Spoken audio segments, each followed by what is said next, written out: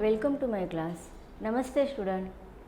बच्चों, हम पढ़ रहे विषय हिंदी और आज हमारी क्लास है 7वीं कक्षा की पूरक पाठ्य पुस्तक बाल महाभारत। इस पुस्तक से हम चैप्टर नंबर 2 यह पढ़ने वाले हैं और चैप्टर नंबर 2 का नाम है भीष्म प्रतिज्ञा। भीष्म प्रतिज्ञा इस चैप्टर का यह पहला सेशन है। इसके पहले भागों में हमने कुछ कथा देखी थी महाभारत की कथा पराशर के कीर्तिमान पुत्र वेद व्यास इन्होंने लिखी थी और व्यास जी ने सबसे पहले अपने पुत्र शुकदेव को यह कथा सुनाई और उनके बाद इन्होंने अपने शिष्यों को यह कथा कंठस्थ कराई थी और उसके बाद प्रसार महर्षि वैशंपायन के द्वारा यह कथा प्रसारित हुई थी। उसके बाद महाराजा परीक्षित के पुत्र जन्मेजय ने एक बड़ा यज्ञ किया था और इस यज्ञ में सारे लोगों को बुलाया गया था और उस समय सुज्जी ने यह कथा प्रारंभ की थी। तो इस कथा में सबसे पहले हमने देखा था लेसन नंबर 1 जिसमें देवव्रत की कथा थी। देवव्रत अर्थात जिनको आगे चलकर पितामह भीष्म इन नाम से जाना जाता है। इसमें महाराजा शांतनु की कथा बताई गई है कि महाराजा शांतनु किस प्रकार गंगा के प्रेम में पड़ते हैं।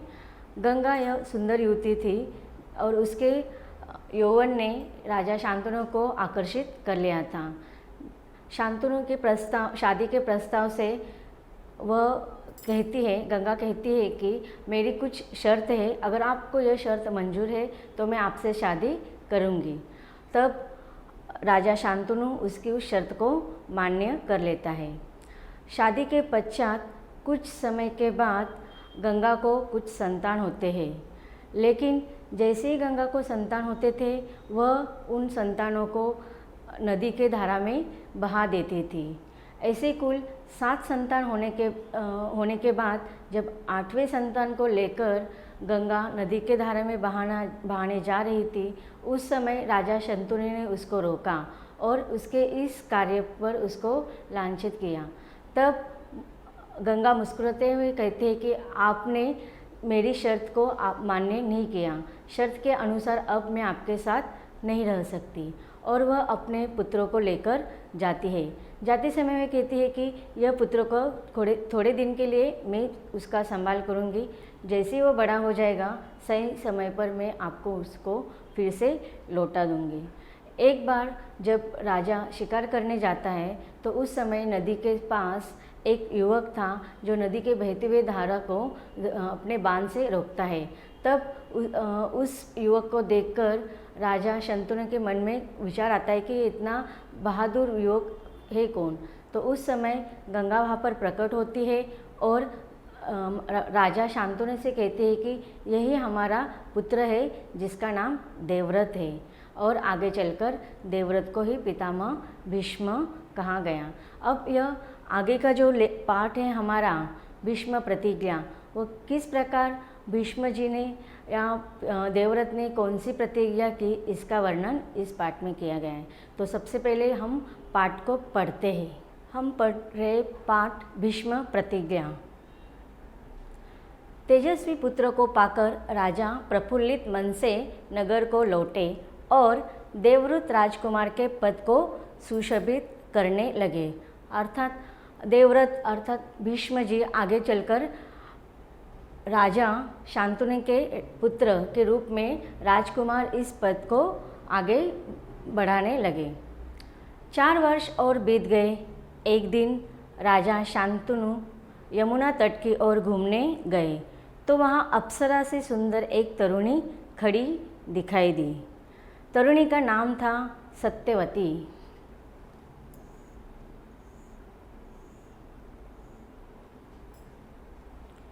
गंगा के वियोग के कारण राजा के मन में जो विराग छाया हुआ था वह इस तरुणी को देखते ही विलीन हो गया। उस सुंदरी को अपनी पत्नी बनाने की इच्छा उनके मन में बलवती हो उठी और उन्होंने सत्यवती से प्रेम याचना की। सत्यवती बोली, मेरे पिता मल्लाहों के सरदार हैं, पहले उनकी अनुमति ले लीजिए, फिर मैं आपकी पत्नी बनने को तैयार हूँ।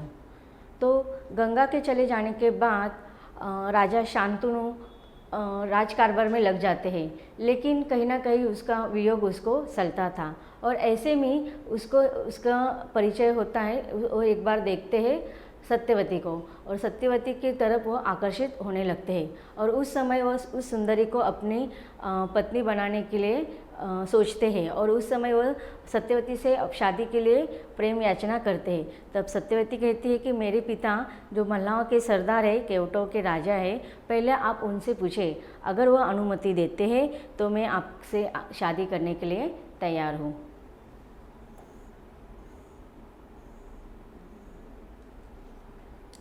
राजा शांतनु ने जब अपनी इच्छा उन पर प्रकट की तो केवटराज ने कहा, आपको मुझे एक वचन देना पड़ेगा। राजा ने कहा, जो मांगोगे दूंगा, यदि वह मेरे लिए अनुचित न हो। केवटराज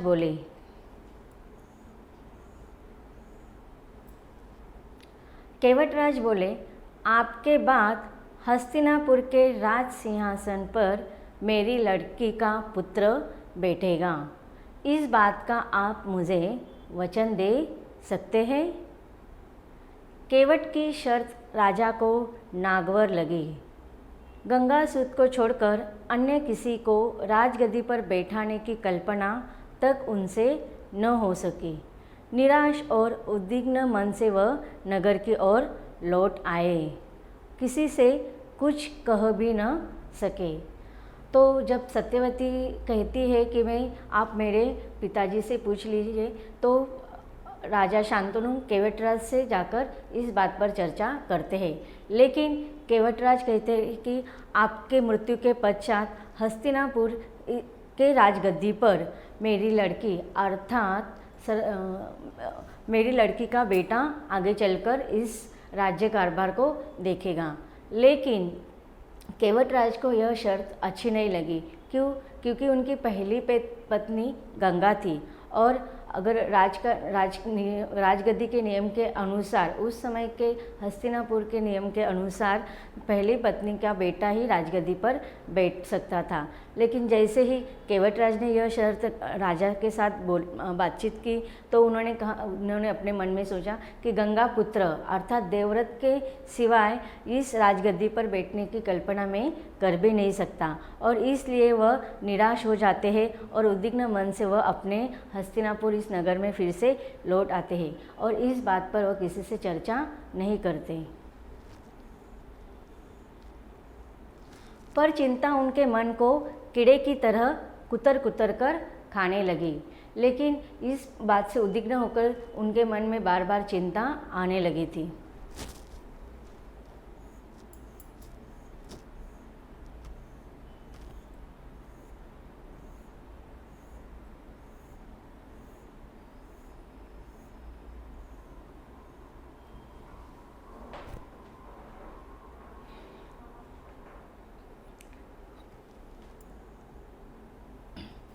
देवव्रत ने देखा कि उसके पिता के मन में कोई न कोई व्यथा समाई हुई है।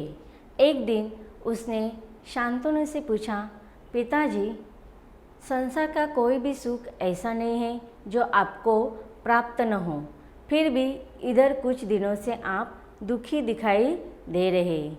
आपको किस बात की चिंता है? यद्यपि शांतनु ने गोलमोल बातें बताई, फिर भी कुशाग्र बुद्धि देवव्रत को बात समझते देर न लगी। उन्होंने राजा के सारथी से पूछताछ करके उस दिन केवटराज से यमुना नदी के किनारे जो कुछ बातें हुई थी उनका पता लगा लिया। पिताजी के मन की व्यथा जानकर देवव्रत सीधे केवटराज के पास गए और उनसे कहा कि वह अपनी पुत्री सत्यवती का विवाह महाराज शांतनु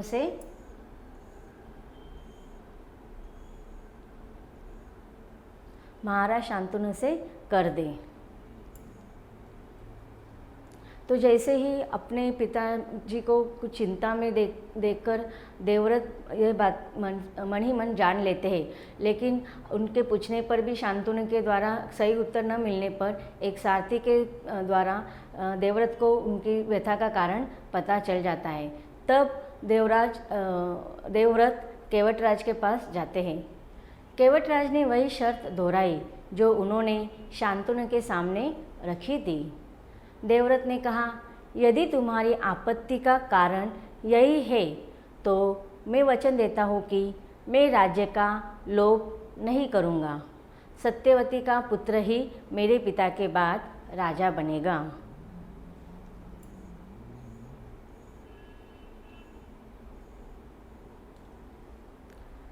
केवटराज इससे संतुष्ट न हुए।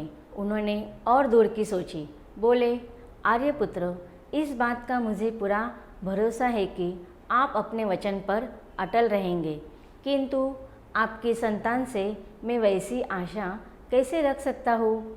आप जैसे वीर का पुत्र भी तो वीर ही होगा। बहुत संभव है कि वह मेरे नाती से राज्य छीनने का प्रयत्न करे। इसके लिए आपके पास क्या उत्तर है? तो केवटराज के पास जाने पर देवव्रत उनको समझाते हैं और कहते कि अगर आपकी सत्यवती से विवाह करने का इनकार यही होगा तो मैं आपको वचन देता हूँ कि मेरे पिताजी राजा शांतनु के बाद हस्तिनापुर के राजगद्दी पर सत्यवती का पुत्र ही बैठेगा। लेकिन केवटराज के मन में और भी प्रश्न आते हैं और वह उनसे कहते हैं कि अगर आर्यपुत्र, इस बात का मुझे पूरा भरोसा है कि आपने जो वचन दिया है वह अटल रहेगा, लेकिन आपकी संतान तो ऐसी नहीं होगी, उन्हें तो राजपाट का मोह होगा। जैसे ही आपकी संतान होगी तो आशा कैसे उनसे मैं आप मुझे भले ही वचन दो, लेकिन आपके संतान को मैं इस वचन में बद्ध नहीं कर सकता हूँ। इसलिए आप अगर वीर हो तो आपके पुत्र भी वीर ही रहेंगे और आगे चलकर मेरी पुत्री सत्यवती से जो पुत्र होंगे, उनसे जो पुत्र होंगे, तो वह आगे चलकर मेरे नाती और नाती के साथ राज्य छीनने में वो युद्ध कर सकते हैं।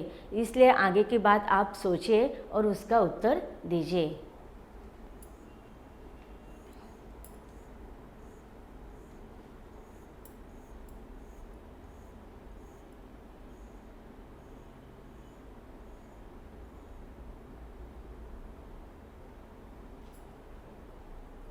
केवटराज का प्रश्न अप्रत्याशित था। उसे संतुष्ट करने का यही अर्थ हो सकता था कि देवव्रत अपने भविष्य का भी बलिदान कर दे, किंतु पितृभक्त देवव्रत इससे जरा भी विचलित नहीं हुए। गंभीर स्वर में उन्होंने यह कहा, मैं जीवन भर विवाह नहीं करूँगा, आजन्म ब्रह्मचारी रहूँगा, मेरे संतान ही न होगी। अब तो तुम संतुष्ट हो? तो केवटराज के इस अप्रत्याशित प्रश्न से उनको थोड़ा देवव्रत सोचने लगे और वह आगे चलकर इतना बड़ी बात केवटराज ने कहा था कि उनकी भविष्य का वहाँ पर बलिदान देने को लिए अपने पिता के प्रति भक्ति होने के कारण देवव्रत आगे विचलित न होते हुए अपना गंभीर निर्णय सुनाते हैं।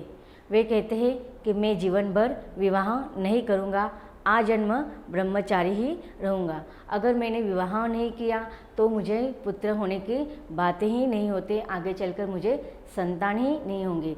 इसलिए वह यहाँ पर एक भयंकर निर्णय लेते हैं। कौन? देवव्रत। और इस प्रकार उन्होंने अपने आजन्म ब्रह्मचारी रहने का निर्णय वहाँ पर केवटराज को सुनाते हैं।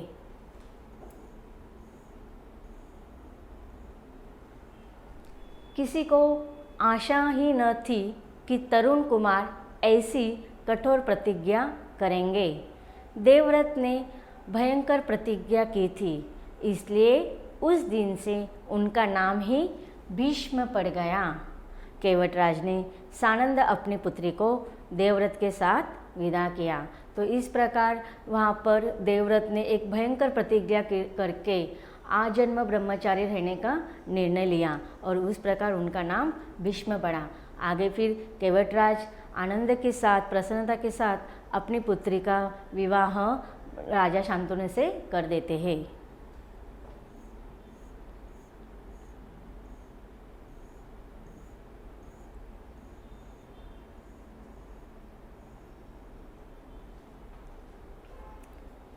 फिर सत्यवती से शांतनु के 2 पुत्र हुए, चित्रागंध और विचित्रवीर्य। शांतनु के देहावसान पर चित्रागंध हस्तिनापुर के सिंहासन पर बैठे और उनके युद्ध में मारे जाने पर विचित्रवीर्य। तो इस प्रकार सत्यवती के विवाह के बाद राजा शांतनु और सत्यवती को 2 पुत्र होते हैं। बड़े पुत्र का नाम चित्रागंध रहता है और दूसरे पुत्र का नाम विचित्रवीर्य। आगे चलकर हस्तिनापुर के राजगद्दी पर चित्रागंध बैठते हैं, लेकिन युद्ध में मर जाने के कारण आगे चलकर हस्तिनापुर के राजगद्दी पर विचित्रवीर्य बैठते हैं, वह उस राजगद्दी को संभालने लगते हैं। विचित्रवीर्य के 2 रानियां थी, अंबिका और अंबालिका। अंबिका के पुत्र थे धृतराष्ट्र और अंबालिका, और अंबालिका के पुत्र थे पांडु। धृतराष्ट्र के पुत्र कौरव कहलाए और पांडु के पांडव। तो इस प्रकार फिर विचित्रवीर्य की भी 2 रानियां थी, अंबिका और अंबालिका। अंबिका से जो पुत्र हुए थे उसका नाम था धृतराष्ट्र, और अंबालिका से जो पुत्र हुआ था उसका नाम था पांडु। फिर अंबिका और धृतराष्ट्र को कौरव हुए और अंबालिका और पांडु के पुत्र हुए पांडव। और 5 पुत्र थे, इसलिए उनको पांडव नाम से जाना गया।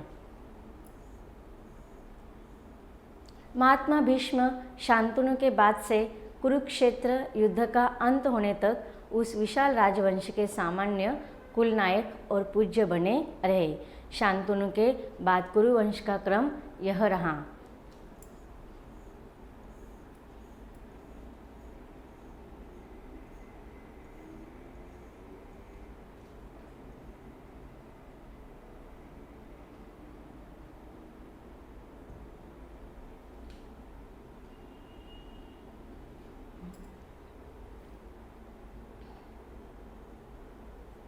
तो इस प्रकार भीष्म प्रतिज्ञा इस पाठ के द्वारा हमें समझ में आया कि किस प्रकार देवव्रत अर्थात भीष्म ने एक भयंकर प्रतिज्ञा ली थी। फिर आगे आपको शांतनु, इस राजा शांतनु की वंशावली दी गई है। यह वंशावली से हमें पता चलता है कि उनका वंश आगे कैसे बढ़ा। जैसे कि शांतनु की 2 रानी, पहली थी गंगा, दूसरी थी सत्यवती। पहले गंगा से जो पुत्र हुआ था, संतान हुआ था, उनका नाम था देवव्रत अर्थात भीष्म। फिर सत्यवती से 2 पुत्र हुए, चित्रागंध, विचित्रवीर्य। चित्रागंध का शादी से पहले ही लड़ाई करते हुए मृत्यु हुआ था, इसलिए फिर राजगद्दी पर विचित्रवीर्य बैठे। उनकी 2 रानियां थी, अंबिका और अंबालिका। फिर अंबिका से धृतराष्ट्र का जन्म हुआ और उनका धृतराष्ट्र के पुत्र और अंबिका के पुत्र कौरव नाम से जाने गए। फिर विचित्रवीर्य की दूसरी रानी थी अंबालिका, उनका पांडु के साथ विवाह हुआ और फिर अंबालिका और पांडु से 5 पुत्र हुए जो पांडव नाम से जाने गए। तो अब तक हमने इस पाठ को पढ़ा। अब इस पाठ में आए हुए कठिन शब्दार्थ और कुछ प्रश्नोत्तर देखते हैं। बच्चों, हमने दूसरा पाठ भीष्म प्रतिज्ञाएं पढ़ लिया है। इस पाठ में आए हुए कुछ कठिन शब्दों का अर्थ देखते हैं, अर्थात शब्दार्थ। प्रफुल्लित, प्रसन्न, सुशोभित, शोभा बढ़ाने वाला, तरुणी, युवती, अप्सरा, परी, देवलोक की नर्तकी, विराग, उदास, विलीन, लुप्त होना, अनुमति, आज्ञा, उद्विग्न, बेचैन, व्यथा, दुख, कुशाग्र, तेज, सारथी, रथ चालक, अटल, अड़िग, नाती, बेटी का बेटा, भरोसा, विश्वास, अप्रत्याशित, जिसकी आशा न हो, पितृभक्त, पिता का भक्त, आजन्म, जीवन भर, ब्रह्मचारी, ब्रह्मचार्य का पालन करने वाला अर्थात अविवाहित, भीष्म, भयंकर, देहावसन, देहांत, कुलनायक, कुल का मुखिया, क्रम, सिलसिला। आगे देखते हैं कुछ प्रश्नोत्तर। प्रश्न पहला इस प्रकार है, सत्यवती कौन थी? राजा शांतनु ने उसे कहाँ देखा था? उत्तर, सत्यवती मल्लाहों के सरदार अर्थात केवटराज की पुत्री और राजा शांतनु की दूसरी पत्नी थी। राजा शांतनु ने उसे यमुना तट पर देखा था। प्रश्न दूसरा इस प्रकार है, केवटराज ने शांतनु से क्या कहा?